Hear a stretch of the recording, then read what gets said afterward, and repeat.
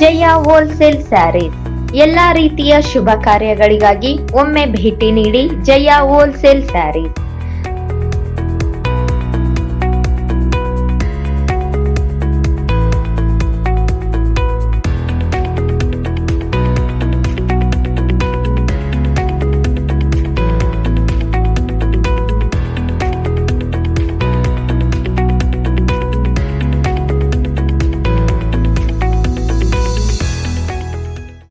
ಮನೆಯಲ್ಲಿಯೇ ಬಟ್ಟೆ ವ್ಯಾಪಾರ ಮಾಡಲು ಯೋಚಿಸುತ್ತಿದ್ದೀರಾ?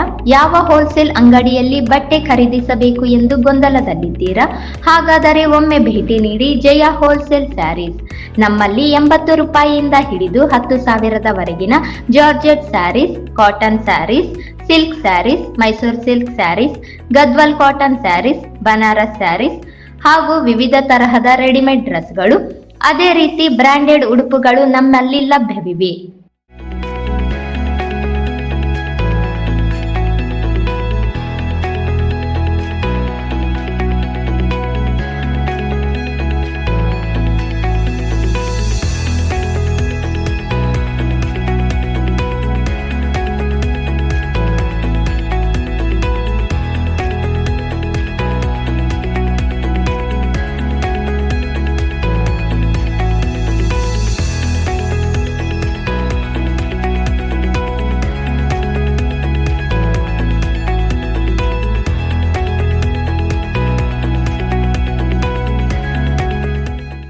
ಒಮ್ಮೆ ಭೇಟಿ ನೀಡಿ ಜಯ ಹೋಲ್ಸೇಲ್ ಸ್ಯಾರೀಸ್.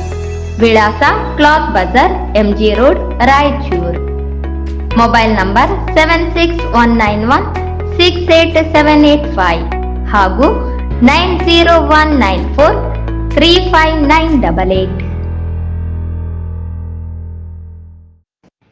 ಇಂದು ನಿವೃತ್ತ ನ್ಯಾಯಮೂರ್ತಿ SN ನಾಗಮೋಹನ್ ದಾಸ್ ಆಯೋಗದ ಒಳ ಮೀಸಲಾತಿ ವರದಿ ಕುರಿತು ತೀವ್ರ ಅಸಮಾಧಾನ ವ್ಯಕ್ತಪಡಿಸಿದ ಅಖಿಲ ಕರ್ನಾಟಕ ಭೋವಿ ವಡ್ಡರ ಯುವ ವೇದಿಕೆ ರಾಯಚೂರು ಜಿಲ್ಲಾ ಸಮಿತಿ ಏಕಪಕ್ಷೀಯವಾಗಿ ವರದಿಯನ್ನು ಅಂಗೀಕರಿಸಬಾರದು ಎಂದು ರಾಜ್ಯ ಸರ್ಕಾರಕ್ಕೆ ಮನವಿ ಮಾಡಿದೆ.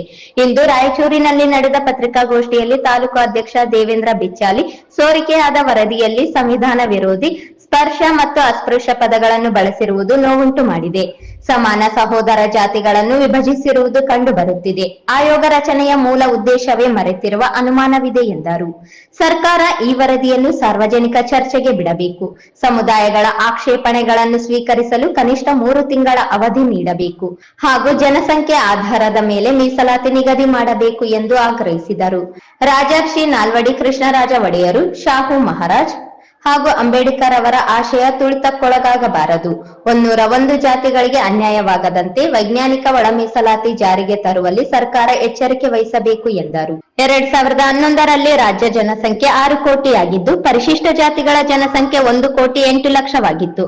2025ರಲ್ಲಿ ರಾಜ್ಯ ಜನಸಂಖ್ಯೆ 6,80,00,000ಕ್ಕೆ ಏರಿಕೆಯಾದರೆ ಪರಿಶಿಷ್ಟ ಜಾತಿಗಳ ಜನಸಂಖ್ಯೆ ಕನಿಷ್ಠ 1,25,00,000 ತಲುಪಬೇಕಾದರೂ ಆಯೋಗದ ವರದಿ 1,07,00,000 ಜನಸಂಖ್ಯೆ ಮಾತ್ರ ದಾಖಲಿಸಿರುವುದನ್ನು ಅವರು ಪ್ರಶ್ನಿಸಿದರು. ಕೇಂದ್ರ ಜಾತಿ ಗಣತಿ ನಂತರ ತೌಲನಿಕ ಅಧ್ಯಯನ ನಡೆಸಬೇಕು. ಭೋವಿ ವಡ್ಡರ, ಬಂಜಾರ, ಕೊರಮ, ಕೊರಚ ಸಮುದಾಯಗಳಿಗೆ ಅನ್ಯಾಯವಾಗದಂತೆ ಶೇಕಡವಾರು ಮೀಸಲಾತಿಯನ್ನು ಪರಿಷ್ಕರಿಸಬೇಕು. 41 ಸಮುದಾಯಗಳಿಗೆ ಮಾತ್ರ ಮೀಸಲಾತಿ ನೀಡಿದರೆ ಗಂಭೀರ ಅನ್ಯಾಯವಾಗುತ್ತದೆ ಎಂದು ಎಚ್ಚರಿಸಿದರು. ಅಖಿಲ ಕರ್ನಾಟಕ ಭೋವಿ ವಡ್ಡರ ಯುವ ವೇದಿಕೆ ಕ್ರಾಂತಿ ರಾಯಚೂರು ಜಿಲ್ಲಾ ಸಮಿತಿ ಯುವ ಅನುಮಾನ ವ್ಯಕ್ತಪಡಿಸಿದೆ. ಈಗಾಗಲೇ 3 ದಶಕಗಳ ಹಿಂದೆ ಏನು ಒಳ ಮೀಸಲಾತಿಗಾಗಿ ಹೋರಾಟ ಏನು ನಡೆದಿತ್ತಲ್ಲ, ಆ ಹೋರಾಟದಲ್ಲಿ ಸದಾಶಿವ ಆಯೋಗ ಜಾರಿಗೆ ತರಬೇಕೆಂಬತಕ್ಕಂಥ ಒಂದು ನಿಟ್ಟಿನಲ್ಲಿ ಸುಪ್ರೀಂ ಕೋರ್ಟ್ ಈಗಾಗಲೇ 7 ಸದಸ್ಯ ಪೀಠ ಚರ್ಚಿಸಿ ಜಡ್ಜ್ಮೆಂಟ್ ಆಗಿದೆ. ಜಡ್ಜ್ಮೆಂಟ್ ಆದಂಥ ಒಂದು ವರದಿಯನ್ನು ಕೂಡ ಸರ್ಕಾರಕ್ಕೆ ಕಳಿಸಿದ್ದು, ಆ ಒಂದು ವರದಿಯಲ್ಲಿ ಲೋಪದೋಷಗಳಿದೆ. ಆ ಒಂದು ಒಳ ಮೀಸಲಾತಿಯಲ್ಲಿ ಜನಸಂಖ್ಯೆ ಆಧಾರಿತವಾಗಿ ಅಂದರೆ 2011ರಲ್ಲಿ ಜನಗಣತಿಯ ಒಂದು ಅಂಕೆಗಳ ಪ್ರಕಾರ 1.8 ಇದ್ರೆ ಈಗಿನ ಸಂದರ್ಭದಲ್ಲಿ 1.7 ಇದೆ. ಅಂದರೆ 14 ವರ್ಷಗಳಲ್ಲಿ SC ಸಂಖ್ಯೆ ಕಡಿಮೆ ಐತೆ ಅಥವಾ ಯಾವುದೋ ಒತ್ತಡಕ್ಕೆ ಮಣಿದು, ಯಾವುದೋ ಒಂದು ದೂರದೃಷ್ಟಕ್ಕೆ ಮಣಿದು ಸರ್ಕಾರ ತರಾತುರಿಯಲ್ಲಿ ನಿರ್ಣಯ ತೆಗೆದುಕೊಳ್ಳಬಾರದು ಅಂತೇಳಿ ನಾವು ಒತ್ತಡ ಹಾಕ್ತಿದ್ದೇವೆ ಸರ್ಕಾರಕ್ಕೆ. ಜೊತೆಗೆ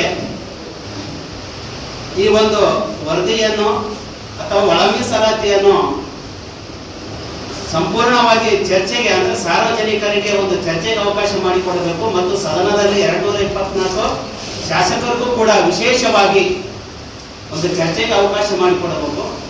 ತದನಂತರ ಬಂದಂತ ವರದಿಯನ್ನು ಏನು ಆಧರಿಸಿ ಈ ಒಂದು ವರದಿ ಏನಿರ್ತದಲ್ಲ, ಈಗ ಮುಂದೆ ಬರತಕ್ಕಂಥ ಜನಸಂಖ್ಯೆಯ ಒಂದು ಜನಗಣತಿಯನ್ನು ಕೇಂದ್ರ ಸರ್ಕಾರ ಮಾಡ್ತದೆ ಮತ್ತು 2011 ಮತ್ತು 2025 ಜನಸಂಖ್ಯೆಗೆ ಆಧಾರಿತವಾಗಿ 2 ಅಂಕಿ ಸಂಖ್ಯೆಗಳನ್ನು ಪರಾಮರ್ಶಿಸಿ ಮತ್ತು ಚರ್ಚಿಸಿ ಜನಸಂಖ್ಯೆ ಆಧಾರಿತವಾಗಿ ಈ ಒಂದು ತೆಗೆದುಕೊಳ್ಳತಕ್ಕಂಥ ನಿರ್ಣಯ ದೀರ್ಘಾಯುಷ್ಯವಾಗಿತ್ತು ಮತ್ತು ಯಾವುದೇ ಈ ಒಂದು ಇರತಕ್ಕಂಥ ಪರಿಶಿಷ್ಟ ಜಾತಿಯಲ್ಲಿ 101 ಜಾತಿಗಳಿತ್ತು. ಯಾವುದೇ ಜಾತಿಗೆ ಅನ್ಯಾಯವಾಗದಂತೆ, ಕುಂಠಿತವಾಗದಂತೆ, ದೋಷಪೂರಿತ ಬೆಳವಣಿಗೆ ಆಗದಂತೆ ಎಲ್ಲ ಸಮಾಜದವರಿಗೂ ನ್ಯಾಯವನ್ನು ಆಗಬೇಕಂತ ಹೇಳಿಸಿ ನಾವು ಒಂದು ಸರ್ಕಾರಕ್ಕೆ ಮನವಿಯನ್ನು ಮಾಡಿಕೊಳ್ತಿದ್ದೇವೆ. ಜೊತೆಗೆ ಈಗಿರತಕ್ಕಂಥ ಸರ್ಕಾರದಲ್ಲಿ ಗೌರವಾನ್ವಿತ ಮುಖ್ಯಮಂತ್ರಿಗಳಾಗಿರ್ತಕ್ಕಂಥ ಸಿದ್ದರಾಮಯ್ಯ ಅವರು ಸಾಮಾಜಿಕ ನ್ಯಾಯ ಸರ್ಕಾರವನ್ನು ನಡೆಸಿಕೊಡತಕ್ಕಂಥ ನಾಯಕರಾಗಿರುವ ತಾವುಗಳು ಯಾವುದೇ ಸಮಾಜಕ್ಕೆ ಅನ್ಯಾಯವಾಗದಂತೆ ಮತ್ತು ಸಮಾಜದಲ್ಲಿ ಇರತಕ್ಕಂಥ 101 ಜಾತಿಗಳಿಗೆ ಈ ಒಂದು ಜಾತಿಯಲ್ಲಿ ಹಿಂದಿನ ಮೈಸೂರು ಸರ್ಕಾರ ಇದ್ದಂಥ ಸಂದರ್ಭದಲ್ಲಿ ಡಾಕ್ಟರ್ BR ಅಂಬೇಡ್ಕರ್ ಅವರು ಆದಿ ಕರ್ನಾಟಕ ಮತ್ತು ದ್ರಾವಿಡ ಕರ್ನಾಟಕ, ಭೋವಿ, ಬಂಜರ್, ಪರಮ ಪರಿಚಯ ಎಂಬತಕ್ಕಂಥ ಪದಗಳನ್ನು ಆ ಒಂದು ಸಂದರ್ಭದಲ್ಲಿ ಹೇಳಿದ್ರು. ಆದರೆ ಸರ್ಕಾರ ಮಾಡಿರತಕ್ಕಂಥದ್ದು ಏನ್ ಮಾಡಿದಂತಂದ್ರೆ ಈ ಒಂದು ಸಂದರ್ಭದಲ್ಲಿ ಅಸಂವಿಧಾನಿಕವಾಗಿ ಅಂದರೆ ಸ್ಪೃಶ್ಯ ಮತ್ತು ಅಸ್ಪೃಶ್ಯ ಎಂಬತಕ್ಕಂಥ ಶಬ್ದಗಳನ್ನು ಬಳಸಬಾರದು ಅಂತ ಹೇಳಿ ನಾವು ಸರ್ಕಾರ ಹತ್ರ ಒಂದು ವಿನಂತಿನೂ ಕೂಡ ಮಾಡಿಕೊಳ್ತೇವೆ. ಜೊತೆಗೆ 101 ಜಾತಿಯಲ್ಲಿ ಅಂಕಿ ಸಂಖ್ಯೆಗಳು ಆಧಾರಿತವಾಗಿ ನೋಡಿದಾಗ ಸದಾಶಿವ ಆಯೋಗದ ವರದಿಯಲ್ಲಿ ನಮಗೆ 4.5 ಇತ್ತು. ಆದರೆ ಈಗಿನ ಏಕಸದಸ್ಯ ಪೀಠ ಆಗಿರತಕ್ಕಂಥ ನಿವೃತ್ತ ನ್ಯಾಯಮೂರ್ತಿ ನಾಗಮೋಹನ್ ದಾಸ್ ವರದಿಯಲ್ಲಿ ಕೇವಲ 4% ಇದೆ. 2011 ಮತ್ತು 2025 ಜನಸಂಖ್ಯೆ ಆಧಾರಿತವಾಗಿ ನಾವು ನೋಡಿದಾಗ 4.5ಕ್ಕಿಂತ ಹೆಚ್ಚಿಗೆ ಆಗಬೇಕು ಹೊರತು ಕಡಿಮೆ ಆಗಬಾರದು. ಇದರಲ್ಲೂ ಕೂಡ ಲೋಪದೋಷ ಆಗಿದೆ ಮತ್ತು ನಮಗೆ ಈ ಒಂದು ವರದಿಯನ್ನು ಜಾರಿ ಮಾಡಬೇಕಾದ್ರೆ ಸಾರ್ವಜನಿಕವಾಗಿ ತಕರಾರಿಗೆ ಒಂದು ಅವಕಾಶ ಮಾಡಿಕೊಡಬೇಕು ಮತ್ತು ಸರ್ಕಾರ ಇದರ ಒಂದು ಜವಾಬ್ದಾರಿ ಹೊತ್ಕೊಂಡಿರುವುದರಿಂದ ಆಕ್ಷೇಪಣೆಗಳಿಗೆ ಅವಕಾಶ ಮಾಡಿಕೊಡಬೇಕು. ಸಮಯ ಅವಕಾಶ ಒಂದು 3 ತಿಂಗಳಾದರೂ ಅವಕಾಶ ಮಾಡಿಕೊಡಬೇಕಾಗ್ತದೆ.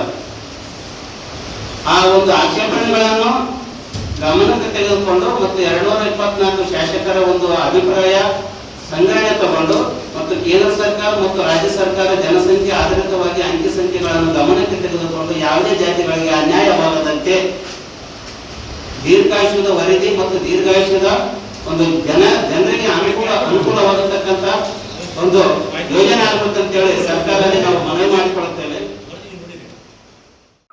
ಪತ್ರಿಕಾಗೋಷ್ಠಿಯಲ್ಲಿ ಜಿಲ್ಲಾಧ್ಯಕ್ಷ ಈರಣ್ಣ ಸೀನನ್ನಪಲ್ಲ, ಜಿಲ್ಲಾ ಪ್ರಧಾನ ಕಾರ್ಯದರ್ಶಿ ಮಲ್ಲೇಶ ಚಂದ್ರಬಂಡ, ಶಾಸಕ NR ರಮೇಶ್, ಈರೇಶ್ ಹಾಗೂ ಹೋರಾಟಗಾರರು ಹಾಜರಿದ್ದರು.